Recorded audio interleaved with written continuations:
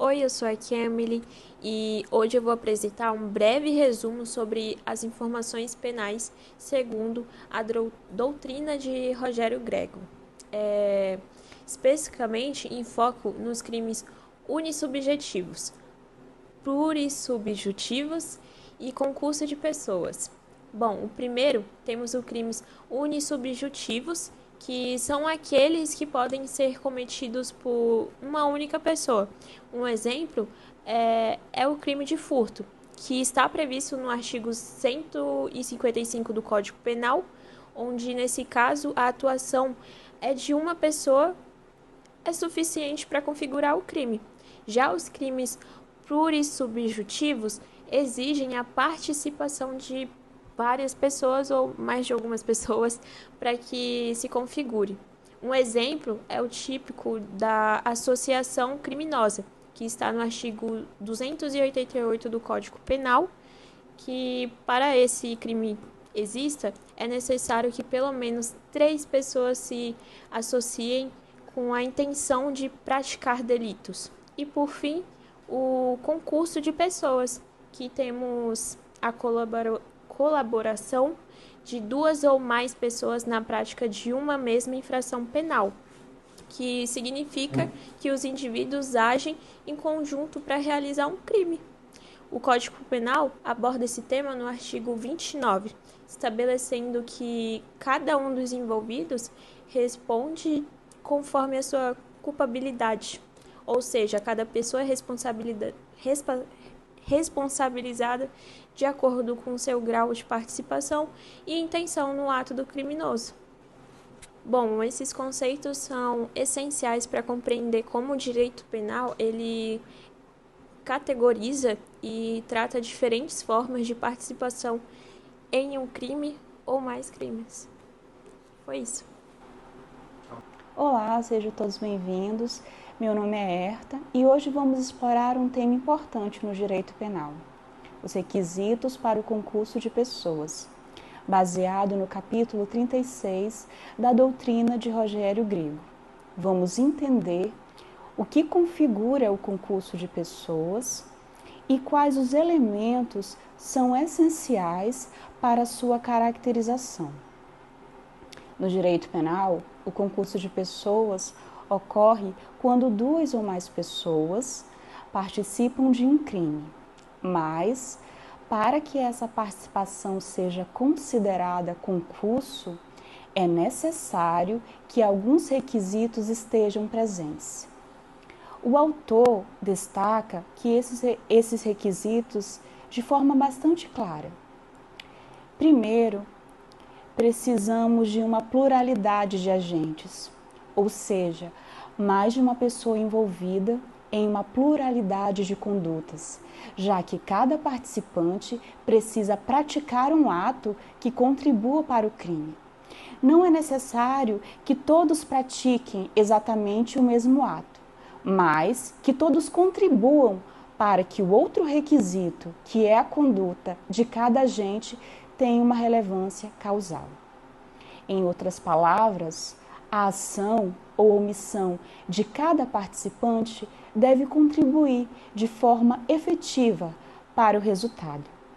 Cada um dos envolvidos deve, de alguma forma, aumentar o risco de que esse crime aconteça.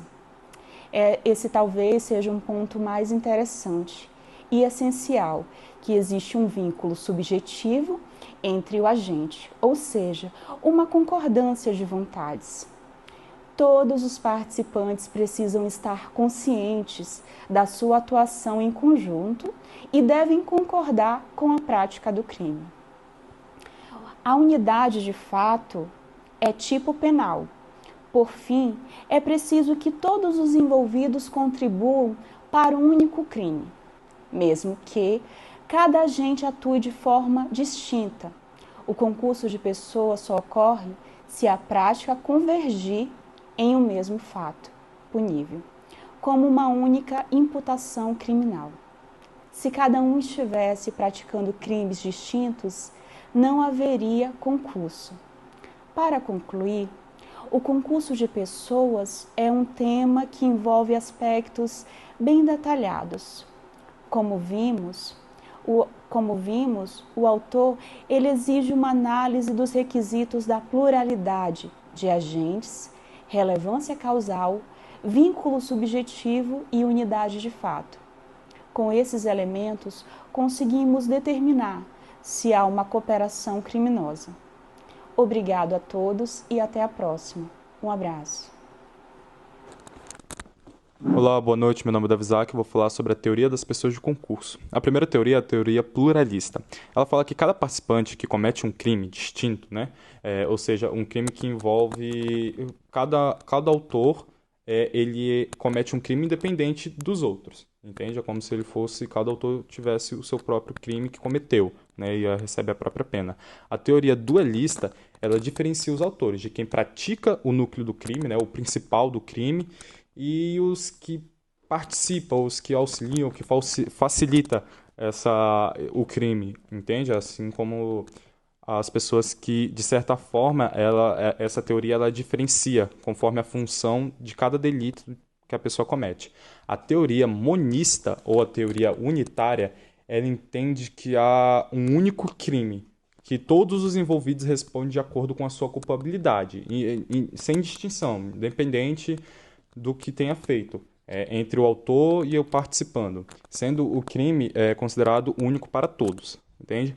Essas teorias, elas tratam de como elas podem contribuir à responsabilidade a cada pessoa envolvida, né? De cada forma no crime, como elas podem se variar com cada pessoa, né?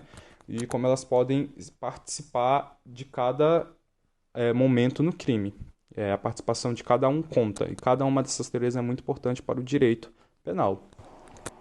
Olá, pessoal! Hoje vamos falar sobre o conceito de autoria no direito penal, com base na obra de Rogério Greco, especificamente o capítulo 36, que trata desse tema tão importante para a responsabilização penal.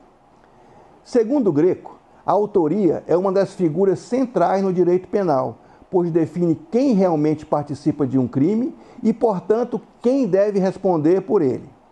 De forma simples, podemos entender que o autor é aquele que realiza a conduta tipificada na lei penal, ou seja, aquele que pratica a ação ou omissão descrita na norma.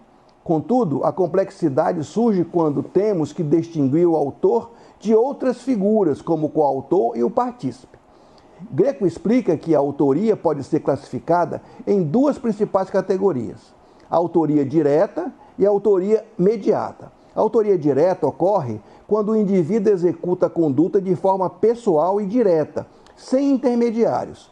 Já a autoria mediata acontece quando alguém utiliza uma outra pessoa para realizar o crime, como um instrumento. E isso pode ocorrer em casos onde o agente possui domínio sobre a vontade do executor, seja por erro, coação ou mesmo em situações de vulnerabilidade do terceiro.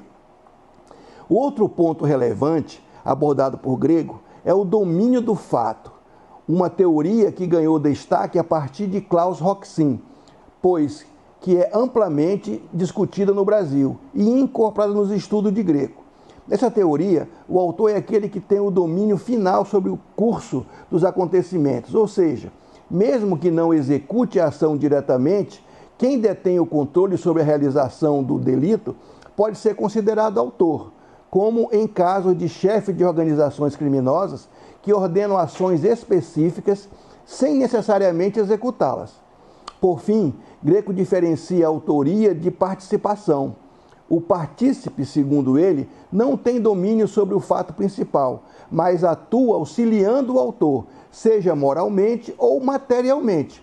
O partícipe contribui para o crime, mas não o realiza nem detém seu controle final. Esses conceitos são fundamentais para a justa aplicação da lei penal, pois garante que cada envolvido em uma prática criminosa seja devidamente enquadrado, de acordo com seu papel e contribuição para o delito. Assim, Greco nos ajuda a compreender a importância de distinguir corretamente o autor do partícipe para assegurar a responsabilização adequada de cada agente. E esse é um resumo sobre a autoria do direito penal, segundo Rogério Greco. Espero que essa explicação tenha sido clara e até o próximo episódio.